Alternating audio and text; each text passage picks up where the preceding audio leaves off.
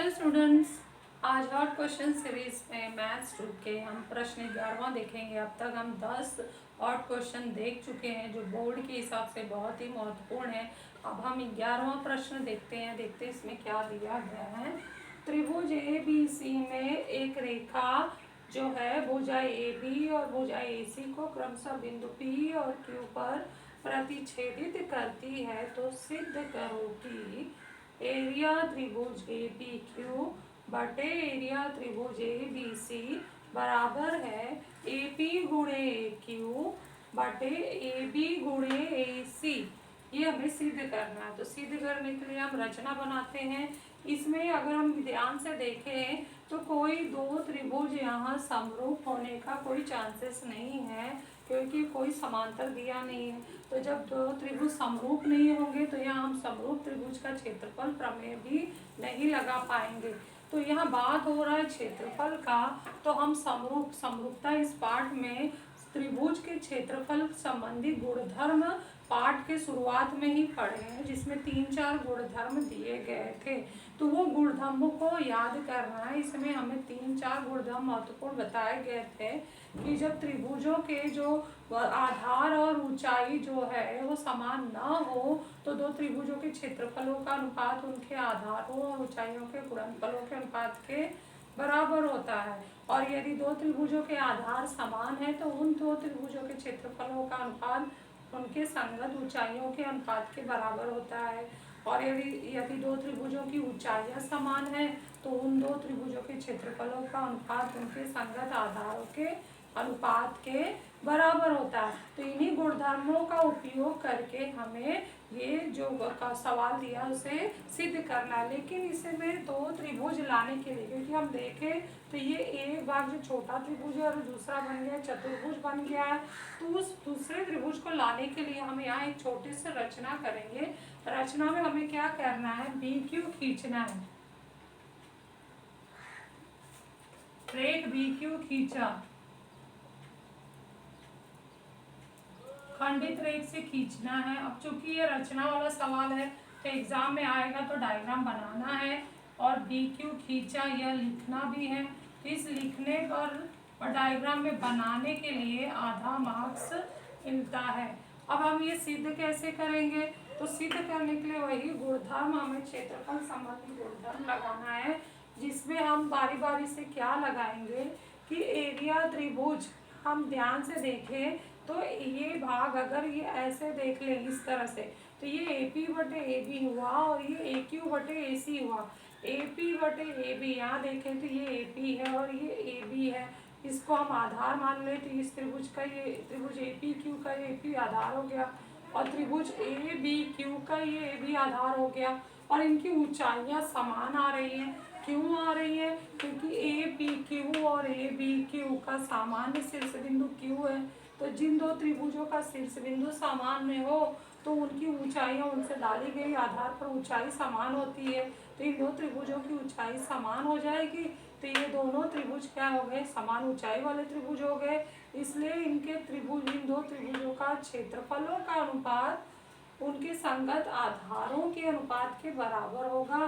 तो एरिया त्रिभुज A P Q बटे एरिया त्रिभुज ए बी क्यू बराबर होगा ए पी बटे ए बी। उसी तरह से आगे हम दूसरा त्रिभुज लेने जाएं तो उसमें मुझे कौन सा आधार लाना है, ए क्यू आधार लाना है और दूसरा आधार कौन सा लाना है, ए सी लाना है। तो ये लाने के लिए हम ए क्यू के लिए त्रिभुज ए बी क्यू और त्रिभुज ए बी सी हमें लेना होगा, ताकि उनका कोई ना कोई बिंदु सामान्य हो। वैसे तो ए क्यू ए पी क्यू में भी आता है, लेकिन पी और पी सामान्य नहीं है, क्योंकि दूसरा त्रिभुज मुझे बड़ा वाला लेना है। तो ए पी क्यू और ए बी सी में कोई समान दिख नहीं रहा है, तो इसलिए मुझे त्रिभुज ए बी क्यू और त्रिभुज ए बी सी चुनना पड़ा। तो इस तरह से हमने सादे को ही देखकर पहचान लिया कि मुझे कौन से दो त्रिभुज लेना है। त्रिभुज ए बी क्यू और ए बी सी में सामान्य शीर्ष बिंदु होने के कारण इनकी ऊंचाइयां समान है। तो इन दो त्रिभुजों के क्षेत्रफलों का अनुपात उनके संगत आधारों के अनुपात के बराबर होगा, अर्थात ए क्यू बटे ए सी होगा।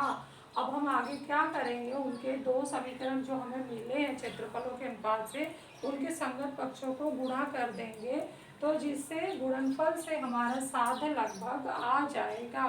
तो इसलिए ये बहुत ही आसान है, हमने मौखिक समझ लिया। अब इसको हल करते हैं। तो हम शुरू करते हैं। रचना तो हम कर लिए हैं। तो त्रिभुज के बारे में पहले लिखते हैं कि त्रिभुज ए पी क्यू, हम कौन से चुनने जा रहे हैं, ए पी क्यू और ए बी क्यू। त्रिभुज ए पी क्यू तथा त्रिभुज ए बी क्यू का सामान्य शीर्ष बिंदु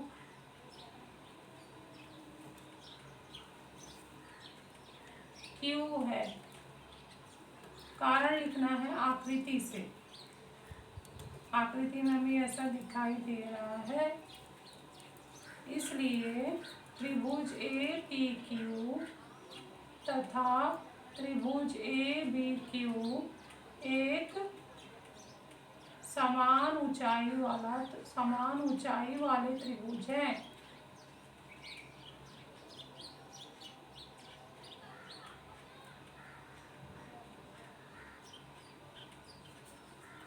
कारण लिखेंगे एक से, इसलिए अब अनुपात लेते हैं, इसलिए नंबर 3 पर डालते हैं। एरिया त्रिभुज ए पी क्यू बटे एरिया त्रिभुज ए बी क्यू बराबर हो गया, ए पी क्यू का आधार आया ए पी बटे एरिया त्रिभुज ए बी क्यू का आधार आया ए बी। ऊंचाई हम नहीं लेंगे क्योंकि ऊंचाई हमारा समान है, तो हम लिखेंगे समान ऊंचाई वाले त्रिभुज। समान ऊंचाई वाले त्रिभुज के गुणधर्म से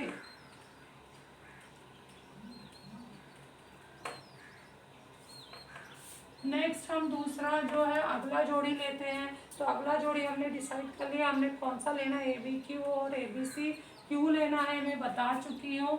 तो त्रिभुज ए बी क्यू तथा त्रिभुज ए बी सी में सामान्य शीर्ष बिंदु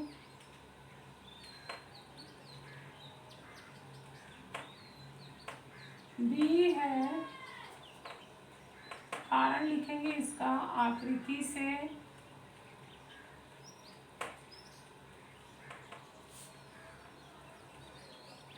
इसलिए त्रिभुज ए बी क्यू तथा त्रिभुज ए बी सी समान ऊंचाई वाले त्रिभुज है। कारण लिखेंगे 4 से। तो जब समान ऊंचाई वाले त्रिभुज है तो अब हम इनका अनुपात लेते हैं, इसलिए एरिया त्रिभुज ए बी क्यू बटे एरिया त्रिभुज ए बी सी बराबर होगा, ए बी क्यू का आधार हो गया ए क्यू और ए बी सी का आधार हो गया ए सी। कारण लिखेंगे हम इसका समान ऊंचाई वाले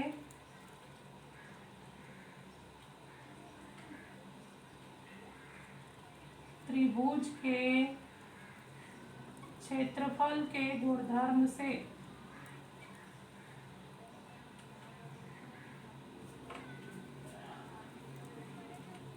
अब हम क्या करेंगे, साध्य लाने के लिए हम देखें तो ए पी बटे ए बी और ए क्यू बटे ए सी को गुणा कर दे तो दाएं तरफ का साध्य आ जाएगा, और ये बायां पक्ष गुणा कर दे तो ए बी क्यू एरिया त्रिभुज ए बी क्यू एरिया त्रिभुज ए बी क्यू कट जाएगा। ऊपर एरिया त्रिभुज ए पी क्यू और नीचे एरिया त्रिभुज ए बी सी आ जाएगा। तो वाम संगत पक्षों को गुणा कर रहे हैं, तो एरिया त्रिभुज ए पी क्यू बटे एरिया त्रिभुज ए बी क्यू गुणे एरिया त्रिभुज ए बी क्यू बटे एरिया त्रिभुज ए बी सी बराबर है ए पी बटे ए बी गुणे ए क्यू बटे QC। अब इसका कारण यहाँ हम लिख देते हैं। कौन सा हम समीकरण लिए हैं? 3 और 6। 3 और 6 के संगत पक्षों को गुणा करने पर, संगत मतलब बायां बाएं से और दायां दाएं से हमने गुणा कर दिया। अब इसके बाद जो कटता है वो हम काट देते हैं। तो ABQ एरिया त्रिभुज ABQ कट जाएगा, यहाँ कुछ नहीं कट रहा है। तो आगे हम लिखते हैं, अभी आखिरी हमारा लाइन साध्य का, इसलिए एरिया त्रिभुज APQ बटे एरिया त्रिभुज ABC बराबर होगा AP गुणे AQ बटे AB गुणे QC। AQ बटे यहाँ AC आएगा।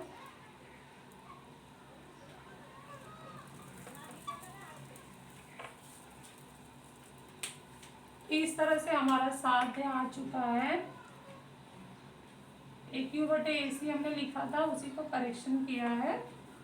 तो ध्यान से देखना है, कुछ मिस्टेक हो तो वहीं तो सुधार लेना है।